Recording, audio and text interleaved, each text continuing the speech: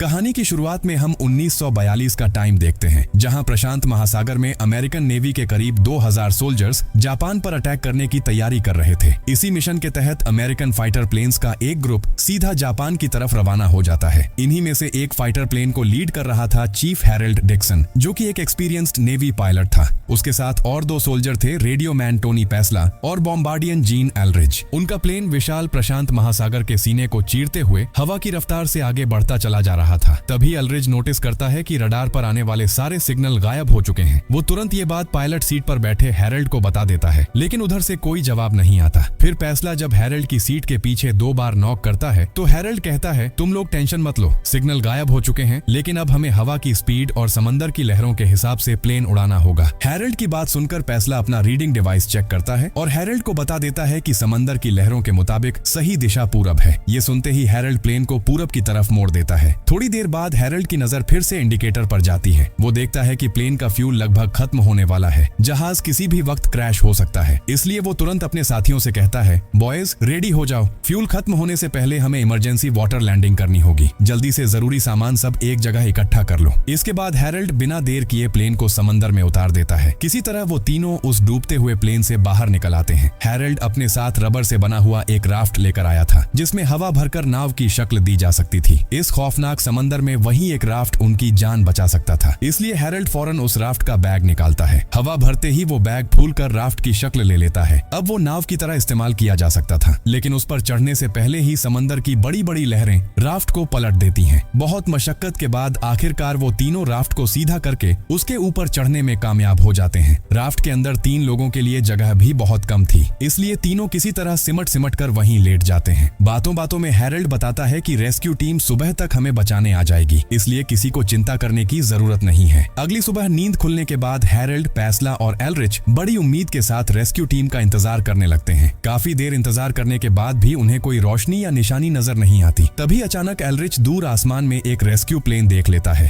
Harold बताता है, ये नेवी का रेस्क्यू प्लेन है, ये जरूर हमें ही ढूंढने आया है। हैरोल्ड कहता है, हमें इशारा करके बताना होगा कि हम यहीं हैं, नहीं तो ये निकल जाएगा। पैसला, एलरिच जल्दी करो, पैराशूट और फायर फ्लेम से रेस्क्यू टीम का ध्यान खींचो। तभी एलरिच और पैसला उसे बताते हैं कि कल फाइटर प्लेन से निकलते वक्त वो सारी चीजें प्लेन के अंदर ही रह गई थीं। अब असल में उनके पास ऐसा कुछ भी नहीं था जिससे वो पायलटों को अपनी मौजूदगी का कोई सिग्नल दे सके, इसलिए वो काफी देर तक चिल्लाते रहते हैं। लेकिन रेस्क्यू प्लेन उनकी आंखों से ओझल हो जाता है। प्लेन अब जा चुका था। ये देखते ही तीनों की सारी उम्मीदों पर पानी फिर जाता है। वो मायूस होकर राफ्ट पर ही बैठे रहते हैं। तभी एलरिच कहता है, हो सकता है उन्होंने हमें देख लिया हो और अब वो मदद लाने गए हों। ये सुनकर हैरोल्ड जवाब देता है, नहीं, उन्होंने हमें नहीं देखा और वो वापस भी नहीं आएंगे, क्योंकि जंग के वक्त रेस्क्यू प्लेन एक ही जगह दूसरी बार नहीं लौटते। अब उनके पास न तो कोई जरूरी इक्विपमेंट था, न ही कोई खाने पीने का सामान। वो विशाल समंदर के बीच पूरी तरह फंस चुके थे। उन्हें बचाने अब कोई नहीं आने वाला था। हालात देखते हुए हैरोल्ड एलरिच और पैसला से कहता है, हम इस वक्त मौत के मुंह पर खड़े हैं। अगर जिंदा रहना है तो हमें हर कदम बहुत सोच समझ कर उठाना होगा और मैं जो ऑर्डर दूं तुम दोनों को वो मानना होगा। दोनों हैरोल्ड की बात मान लेते हैं। फिर हैरोल्ड कहता है, ठीक है, अब देखो हमारे पास क्या क्या है, जो भी है सब निकाल कर मेरी शर्ट के ऊपर रख दो।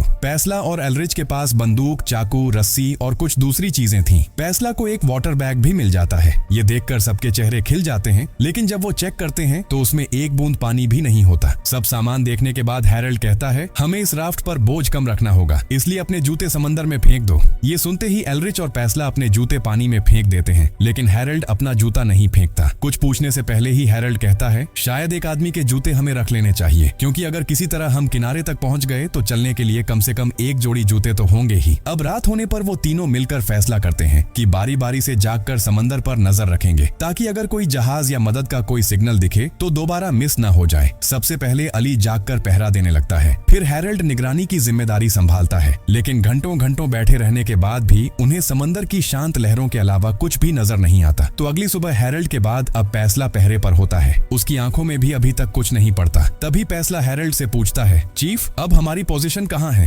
हैरोल्ड बताता है, हम इस वक्त हवाई से करीब 1900 मील, सामोआ से 1000 मील और साउथ अमेरिका से लगभग 6000 मील दूर हैं। फिर वो अपनी शर्ट का एक धागा हवा में छोड़कर हवा की रफ्तार समझने की कोशिश करता है। हैरोल्ड ये भी बताता है कि समंदर की हवा करीब 22 किलोमीटर प्रति घंटा की स्पीड से चल रही है, जो एक फ्लैट राफ्ट को तेजी से आगे बढ़ाने में मदद कर सकती है। उनकी बस एक ही चिंता थी कि कहीं ये ये राफ्ट बहते बहते जापानियों के समुद्री इलाके में न चला जाए, क्योंकि अगर वो वहाँ पहुँच गए तो जिंदा बचने का कोई मतलब नहीं होगा। जापानी आखिरकार उन्हें मार ही देंगे। इतनी देर में उन्हें फिर से बहुत तेज भूख लगने लगती है, लेकिन बाकी चीजों के साथ साथ सारा खाना पीना फाइटर प्लेन में ही रह गया था। अगर जल्दी उन्हें खाना या पानी नहीं मिला तो उनके बचने के चांस बहुत कम हो जाएंगे। तभी एल्रिच के दिमाग में एक आइडिया आता है। वो कहता है, हमारे पास खाना नहीं है तो क्या हुआ, समंदर में तो ढेर सारी मछलियां हैं, अगर हम किसी तरह मछली पकड़ पाए तो खाने का इंतजाम हो जाएगा। हैरोल्ड उसकी बात से सहमति जताते हुए कहता है, आइडिया तो अच्छा है, लेकिन हमारे पास कोई फिशिंग रॉड नहीं है। चलो अपना बैग एक बार चेक करते हैं। इमरजेंसी के लिए हमने कुछ चीजें रखी थी, शायद उनमें से कुछ ऐसा मिल जाए जिससे हम मछली पकड़ने का इंतजाम कर सकें। इसके बाद जब एल्रिच बैग चेक करता है तो उसे उसके अंदर एक रस्सी मिलती है। उधर पैसला के पास बंदूक की 2 मैगजीन थी। वो उनमें से एक मैगजीन का स्प्रिंग निकालता है और उससे मछली पकड़ने वाला एक हुक जैसा बना लेता है। फिर उस हुक को रस्सी से बांधकर उसे फिशिंग रॉड की शक्ल दे देता है और चारे के तौर पर वो रुमाल का एक छोटा सा टुकड़ा फाड़कर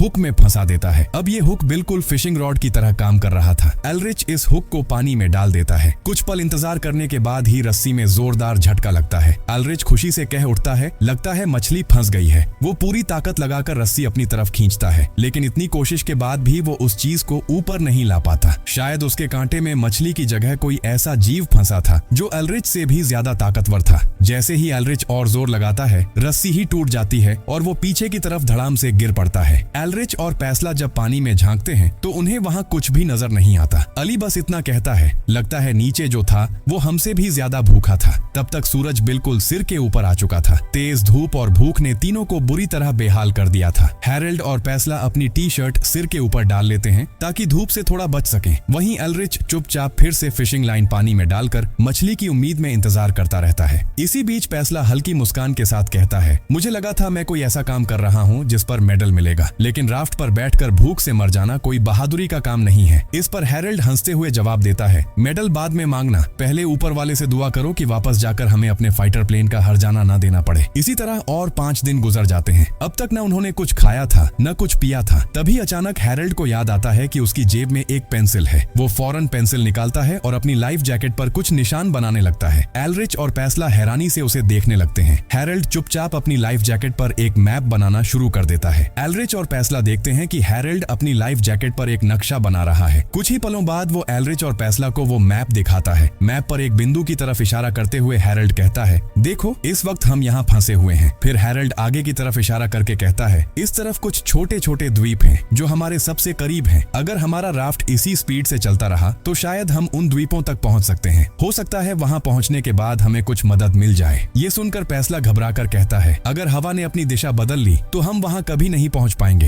हैरोल्ड थोड़ा सोचकर कहता है, ये मैप तभी काम आएगा जब हम उल्टी हवा के वक्त भी अपने राफ्ट को कंट्रोल में रख सकें। हैरोल्ड तुरंत एल्रिच को ऑर्डर देता है कि राफ्ट से बंधी रस्सी खोल दे। फिर पैसला की तरफ देखकर कहता है कि बैग में पड़े तार से एक फ्रेम बनाए ताकि राफ्ट पानी में बहक न जाए। दोनों ही हैरोल्ड के कहने पर काम शुरू कर देते हैं। वो रस्सी का एक सिरा राफ्ट से मजबूती से बांध देते हैं और दूसरा सिरा पैसला के बनाए हुए तार के फ्रेम से जोड़कर पानी में फेंक देते हैं। वो फ्रेम अब उनके लिए एक सी एंकर यानी समुद्री लंगर जैसा काम कर रहा था। असल में अगर समंदर की हवा उल्टी दिशा में चलने लगे तो वो राफ्ट को भी अपने साथ मोड़ सकती थी। ऐसे हालात में ये जुगाड़ू लंगर उनके राफ्ट को स्थिर रखने वाला था और जब हवा सही दिशा में बहने लगेगी तो वो इस लंगर को निकाल लेंगे ताकि राफ्ट हवा के साथ आगे बढ़ सके। कुछ देर बाद हवा सही दिशा में चलने लगती है और एल्रिच और पैसला मिलकर सी एंकर को पानी से बाहर निकाल लेते हैं। हैरोल्ड कहता है, अभी हवा सही है, बस अगर थोड़ी बारिश हो जाए तो पानी का इंतजाम हो जाएगा। समंदर का खारा पानी तो हम पी नहीं सकते। इतनी दूर तक फैला समंदर देखकर उनकी सारी उम्मीदें धुंधली पड़ने लगती हैं। थक हार कर वो ऊपर वाले से बस बारिश की दुआ मांगने लगते हैं, क्योंकि पानी के बिना उनका जिंदा रहना लगभग नामुमकिन था। उस रात एल्रिच और पैसला गहरी नींद में चले जाते हैं। हैरोल्ड पहरे पर होता है। तभी अचानक जोरदार बारिश शुरू हो जाती है। बारिश की आवाज से एल्रिच और पैसला की नींद खुल जाती है। बारिश देखकर तीनों खुशी से उछल पड़ते हैं। लगता था जैसे ऊपर वाले ने उनकी सुन ली हो। फिर उनके हाथ में जो कुछ भी था, जूते, टोपी, पानी की थैली, सब में वो बारिश का पानी इकट्ठा करने लगते हैं। अगली सुबह एल्रिच फिर से हुक पानी में डालकर मछली की उम्मीद करने लगता है, लेकिन अब तक उसके हाथ कुछ भी नहीं लगता।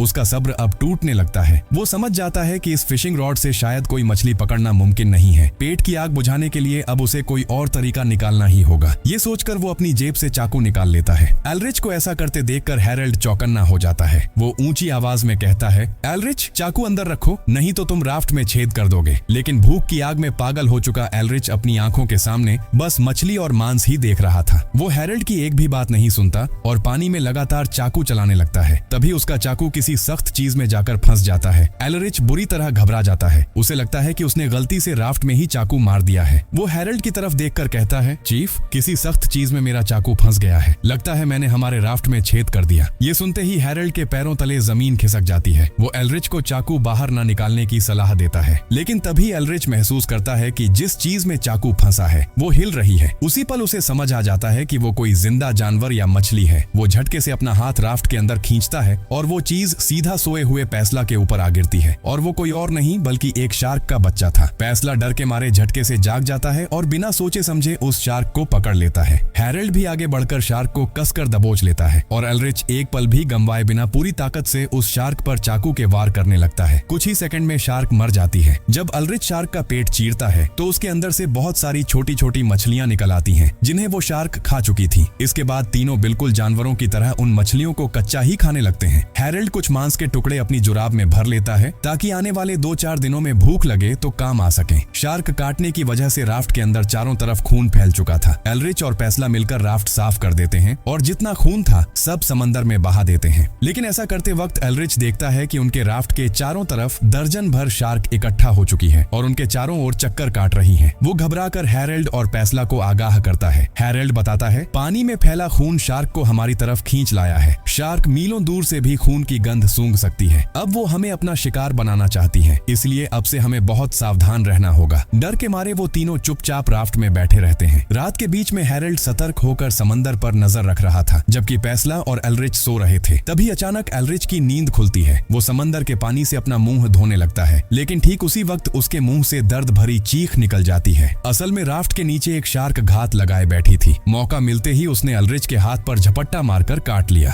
एलरिच पूरी ताकत लगाकर किसी तरह अपना हाथ छुड़ा लेता है, लेकिन तब तक उसका हाथ बुरी तरह जख्मी हो चुका था। उसकी चीख सुनकर पैसला घबरा जाता है और बिना सोचे समझे समंदर की तरफ लगातार गोलियां चलाने लगता है। हैरल्ड तुरंत चिल्लाकर कहता है, रुको पैसला, बंद करो ये सब। हैरल्ड देखता है कि शार्क के हमले से एलरिच के हाथ में गहरा जख्म हो गया है। वो बिना देर किए उसके जख्म पर रुमाल कसकर बांध देता है ताकि खून बहना रुक सके। इसी तरह भूख और मदद के इंतजार में कई दिन बीत जाते हैं, लेकिन अब तक न कोई मदद आई थी, न ही उन्हें किसी किनारे की झलक मिली थी। खाना और पानी न मिलने की वजह से वो इतने कमजोर हो चुके थे कि उन्हें अब हेलुसिनेशन होने लगा था। इसी तरह और 15 दिन गुजर जाते हैं। पैसला बैठे बैठे बहुत ध्यान से अपनी बंदूक को घूर रहा होता है। ये देखकर एलरिच डर जाता है। उसे लगता है कि कहीं पैसला खुद पर या उन पर ही गोली न चला दे, इसलिए वो पैसला से बंदूक मांगता है। पैसला एलरिच के डर को समझ जाता है और कमजोर आवाज में कहते हुए अपनी बंदूक उसके हाथ में दे देता है। चिंता मत करो, मैं कभी कोई गलत काम नहीं करूंगा। अब बंदूक हाथ में आते ही एलरिच उसे सोए हुए हैरल्ड की तरफ तान देता है। ये देखकर पैसला कांप उठता है। वो घबराकर पूछता है, ये तुम क्या कर रहे हो? एलरिच उसकी बात काटते हुए कहता है, अगर हमें खाना नहीं मिला तो हम मर जाएंगे। क्या तुम्हें खाना नहीं चाहिए? पैसला समझ जाता है कि एलरिच भूख मिटाने के लिए शायद हैरल्ड को मार देना चाहता है। वो उसे रोकने के लिए आगे बढ़ता है, लेकिन उससे पहले ही एलरिच गोली चला देता है। लेकिन उसका निशाना हैरल्ड नहीं बल्कि राफ्ट के किनारे बैठा हुआ एक सीगल था। गोली की आवाज से हैरल्ड की नींद खुल जाती है। तभी उसे समझ में आ जाता है कि उन्होंने एक सीगल का शिकार कर लिया है। वो किसी की परवाह किए बिना तुरंत पानी में कूद पड़ता है ताकि मरे हुए पक्षी को राफ्ट तक ला सके। वो लहरों से लड़ते हुए उस पक्षी तक पहुंच जाता है, लेकिन जैसे ही हैरल्ड उस सीगल को पकड़ता है, सामने से एक बड़ा शार्क आ जाता है। पैसला और एलरिच शार्क को देख लेते हैं। एलरिच चिल्लाकर कहता है, चीफ जल्दी करो, आपके पीछे शार्क आ रहा है।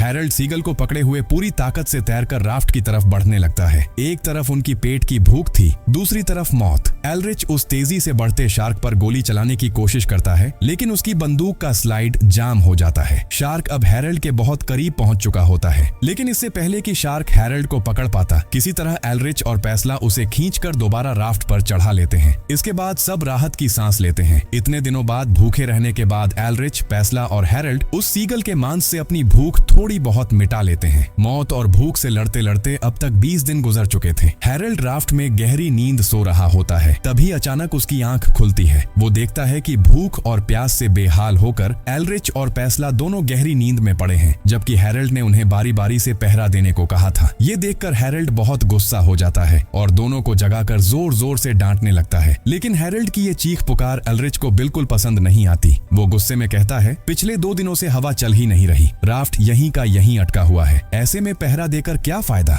एल्रिच के इस बर्ताव से हैरल्ड का गुस्सा और बढ़ जाता है। दोनों के बीच जबरदस्त झगड़ा शुरू हो जाता है। एल्रिच हैरल्ड को दोष देते हुए चिल्लाता है, इस विशाल समंदर में हम तुम्हारी वजह से फंसे हैं। तुमने ही प्लेन गलत दिशा में उड़ाया था और अब हम कहाँ हैं ये किसी को नहीं पता। तुम्हारा मैप और दिशा का पूरा हिसाब सिर्फ अंदाजे पर टिका है। एल्रिच गुस्से में आगे कहता है, तुमने हमें इस अंतहीन समंदर में खो दिया है, ये सब तुम्हारी गलती है, तुम्हारी गलती की सजा हम सब भुगत रहे हैं। ये सुनते ही हैरल्ड को वो दिन याद आ जाता है जब वो प्लेन के अंदर थे और रास्ता भटक गए थे। असल में उस दिन तेज गर्मी और थकान की वजह से हैरल्ड को कुछ पलों के लिए झपकी आ गई थी। यही उसकी सबसे बड़ी गलती थी, क्योंकि वो उस पॉइंट से काफी आगे निकल चुके थे जहां उन्हें प्लेन की दिशा बदलनी थी। जब तक हैरल्ड ने प्लेन मोड़ा तब तक बहुत देर हो चुकी थी। फ्यूल खत्म हो गया और उन्हें इमरजेंसी लैंडिंग करनी पड़ी। हैरल्ड भारी दिल से ये पूरी सच्चाई पैसला और एल्रिच को बता देता है। उसके चेहरे पर पछतावा साफ नजर आ रहा था। वो कहता है, तुम दोनों सही हो, मैं ऐसा पायलट हूँ जिसने अपना ही जहाज खो दिया और अपने साथ तुम्हारी जान भी खतरे में डाल दी। मुझे नहीं पता मैं इस गलती की भरपाई कैसे करूंगा, अगर हो सके तो मुझे माफ कर देना। हैरल्ड का पछतावा देखकर एल्रिच और पैसला का गुस्सा शांत हो जाता है। फिर एल्रिच मैप की तरफ देखते हुए कहता है, हो सकता है ये मैप पूरी तरह सही ना हो, लेकिन किसी आइलैंड तक पहुंचने की हमारी आखिरी उम्मीद यही है, क्योंकि तब तक हवा बिल्कुल बंद हो चुकी थी और उनका राफ्ट हिल भी नहीं रहा था। ये देखकर पैसला कहता है, लगता है अब हमें खुद ही हवा बननी पड़ेगी। तभी हैरल्ड के दिमाग में एक आइडिया आता है। वो अपने जूते का ऊपरी हिस्सा काटकर 2 चप्पू बना लेता है। वो जूते के सोल को चप्पू की तरह इस्तेमाल करके धीरे धीरे राफ्ट को आगे बढ़ाने लगते हैं। इसी तरह 30 दिन गुजर जाते हैं। लगातार भूख और प्यास से जूझ रहे उन तीनों के शरीर में अब जरा सी भी ताकत बाकी नहीं बची थी। वे बिल्कुल मरने जैसे हाल में पड़े थे। लेकिन उसी शाम अचानक आसमान में घने काले बादल घेर आए। शायद अब बारिश होगी, यही सोचकर तीनों की आंखों में फिर से जिंदा रहने की उम्मीद लौट आई और कुछ ही देर में जोरदार बारिश शुरू हो गई। इस बारिश ने उनकी कई दिनों की प्यास बुझा दी। उन्होंने आने वाले कुछ दिनों के लिए थोड़ा थोड़ा पानी जमा भी कर लिया। तभी मौसम ने अचानक करवट लेनी शुरू कर दी।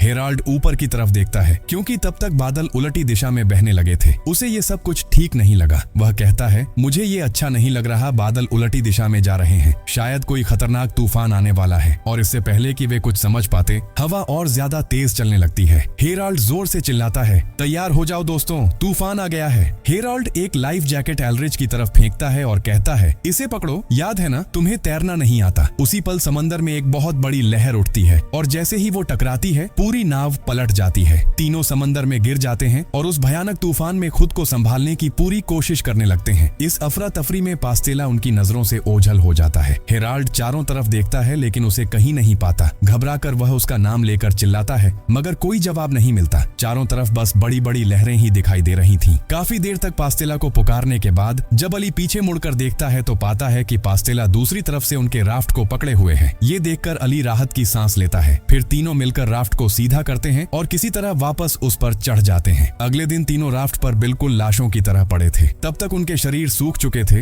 होंठ फट गए थे और चेहरे पर सिर्फ मायूसी दिखाई दे रही थी। पास्तेला पूछता है, अगर हम में से कोई पहले मर गया तो उसकी लाश का क्या होगा? हेराल्ड हल्की सी फीकी मुस्कान के साथ कहता है, अली तुम्हें तो हमेशा खाना पसंद था ना, अगर मुझसे पहले तुम बच गए तो मेरा लिवर या हार्ट खा लेना। फिर हेराल्ड कहता है, अगर हम किसी तरह इस मुसीबत से जिंदा निकल गए तो मैं तुम दोनों को मेडल दिलवाऊंगा, लेकिन हो सकता है अगर मैं जिंदा बच गया तो तुम्हें मेडल मिल जाए और मुझे कोर्ट मार्शल का सामना करना पड़े। ये बात सुनकर एल्रिच और पास्तेला कहते हैं कि हमें नहीं लगता चीफ, आपने ऐसा कुछ किया है जिसकी वजह से आपका कोर्ट मार्शल होना चाहिए। ये सुनते ही खुशी से हेराल्ड की आंखें भर आती हैं, क्योंकि उसके दोनों साथी इस मुश्किल घड़ी में भी उस पर भरोसा कर रहे थे। तभी एल्रिच कहता है, इंसान अपनी जिंदगी को बेहतर बनाने के लिए कितने ही फैसले करता है, लेकिन जिंदगी का असली फैसला हमेशा ऊपर वाले के हाथ में ही होता है, इसलिए अब हमें अफसोस करने की कोई जरूरत नहीं। तभी पास्तेला किसी तरह हिम्मत जुटाकर उठकर बैठता है और कहता है, अगर ये ऊपर वाले की मर्जी से हो रहा है तो इसका मतलब है कि वो चाहता है कि हम अपना सफर पूरा करें। हम इतनी दूर आकर ऐसे हार नहीं मान सकते। भगवान ने हमें जिंदा रखा है लड़ने के लिए। पास्तेला की ये बात सुनकर हेराल्ड और एल्रिच में फिर से हौसला आ जाता है। तीनों खुद को संभालते हैं और लेटे लेटे अपने हाथों को चप्पुओं की तरह इस्तेमाल करने लगते हैं ताकि उनका राफ्ट थोड़ा सा ही सही आगे बढ़ सके। लेकिन कुछ ही मिनटों में वे हांफने लगते हैं, हाथ सुन्न पड़ जाते हैं और धीरे धीरे उनका हौसला फिर टूटने लगता है। वे बिल्कुल बेदम होकर फिर से राफ्ट पर गिर पड़ते हैं। तभी हेराल्ड देखता है कि पास्तेला काफी देर से बिल्कुल भी हिलडुल नहीं रहा। वह उसे 2-3 बार पुकारता है लेकिन कोई जवाब नहीं मिलता।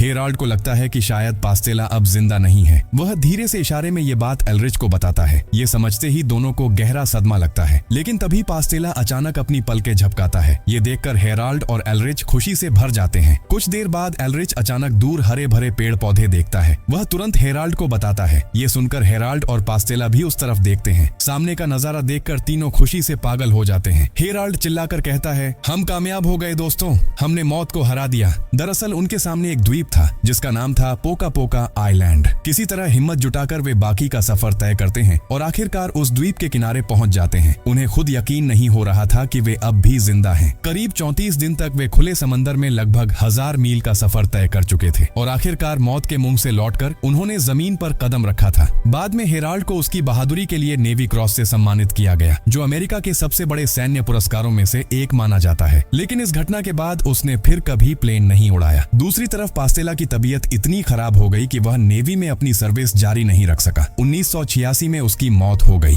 उसकी आखिरी इच्छा के मुताबिक उसे जलाने के बाद उसकी राख समंदर में बहा दी गई, ठीक उसी जगह जहां उन्होंने जिंदगी और मौत की सबसे बड़ी लड़ाई लड़ी थी। इसके बाद हमें पता चलता है कि अली ने नेवी में रेडियो मैन के तौर पर अपनी ड्यूटी जारी रखी और आगे चलकर अपना करियर भी नेवी में ही बनाया। हेराल्ड, पास्टेला और एलरिच ये साबित कर देते हैं कि मुसीबत चाहे कितनी भी बड़ी क्यों न हो, इंसान तब तक हार नहीं मानता जब तक वह खुद हार मानने का फैसला न कर ले। असल में जिंदगी में ऐसे दौर आते हैं जब हमें लगता है कि रास्ता बिल्कुल खत्म हो गया है, लेकिन अंधेरे में एक छोटी सी उम्मीद रोशनी की तरह हमें आगे बढ़ने की ताकत दे जाती है और इस तरह यह कहानी खत्म हो जाती है।